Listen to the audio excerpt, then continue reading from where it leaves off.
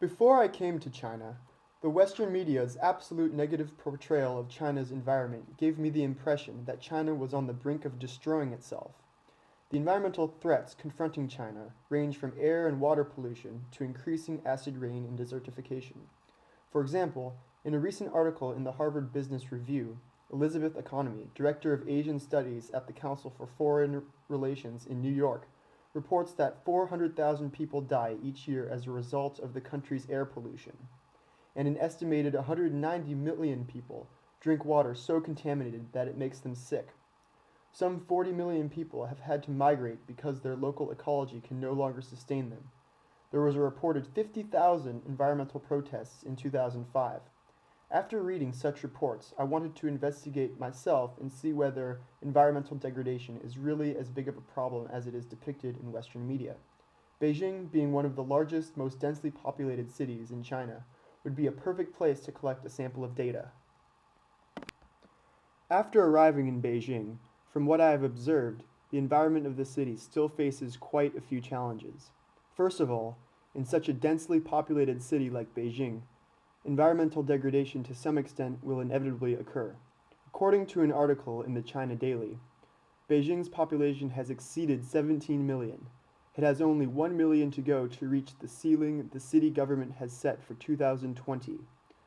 12.04 million of Beijing residents have a hukou, or household registration certificate, and 5.1 million residents make up the floating population.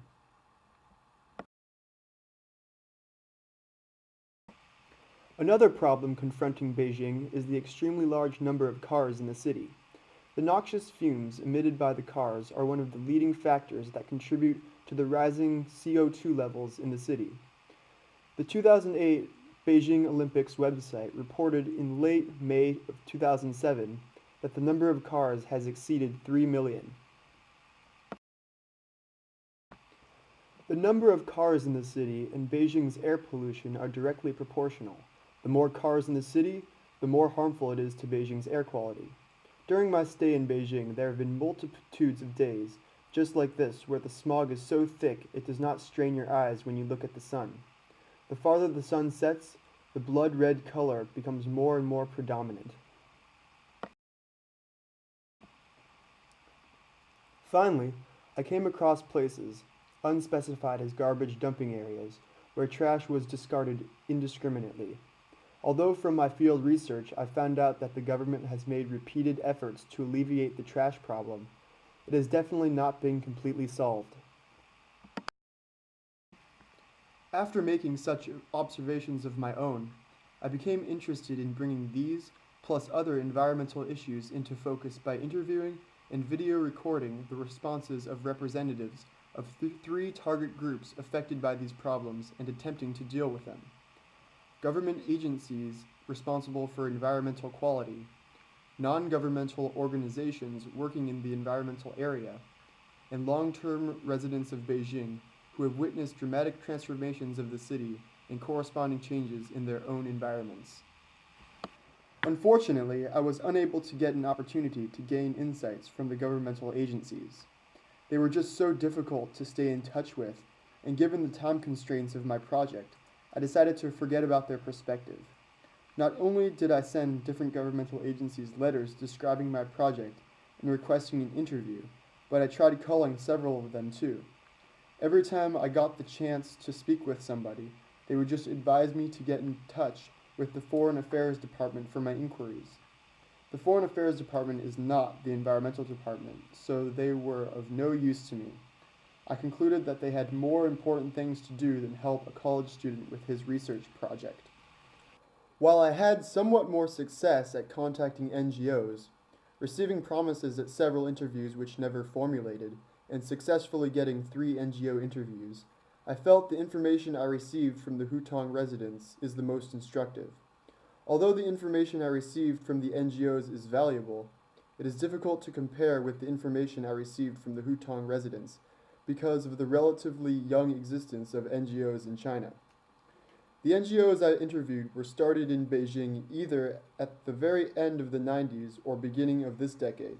Therefore, I chose the Hutong interviews to become the focus of my project. The next category of interviewees are the old Beijing residents. During these interviews, my tutor and I went around some different hutongs searching for long-standing residents. We tried to find older residents who were not busy, who were just relaxing and hanging out.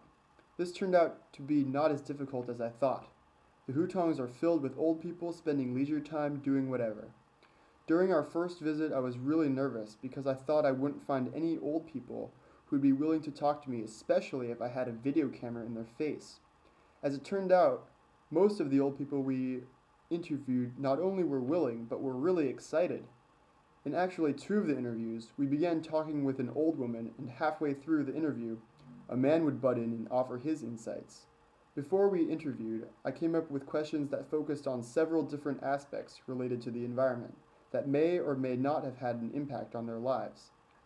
These include cars in the city, air quality, Beijing's population, growing or diminishing nature in the city, water quality, food quality, climate change, and the trash problem.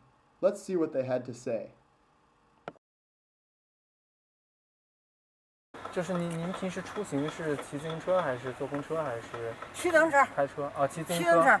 车，都会骑。胡同的居民是不是大家都比较爱骑自行车，还是说因为汽车开不进来？汽车开进来的那当然汽车少，现在都有车了。现在基本现在大家还是那主要的出行方式是什么？他没车的还是骑自行车为主。哎，上班就骑自行车了。现在关键是什么？就是汽车污染。汽车尾气比较多。对，你怎么弄？你不解决汽车污染的问题，这个。像您平时怎么出门？骑自行车还是坐公车还是打车比较多？现在两样结合，一个是骑车，一个是坐公共汽车。那还挺环保的。啊，我是愿意骑车，但是骑车一样，你在马路边上走时间长了，你闻尾气受不了。是，就那公车上，您坐公车上那个一堵车，那就好一点，就味儿。对，就是你骑着车，这车过去了。现在汽车这个污染有2种污染，你知道吗？一个是尾气排放，再一个这轱辘一跑，4个轱辘一跑带起尘土来，对不对？土特别大。哎，你不能光看这个排气，但是4个轱辘一跑起来，这马路这都浮土全起来，这是自然的吧？是。人也多，汽车也多，就污染。这说实在的，这尾气比过去咱们这个龙火还是味儿还大。味儿还大是吗？对，它那个一阵儿，你龙火是一阵儿呛的，它这个好，这尾气好，这全天都有，对，从早到晚。对，尤其这条胡同你看吧，从早到晚就多着呢。人家别的胡同就不行，你就瞅停着的就是这，到处停的这是车呢，这汽车尾气不好。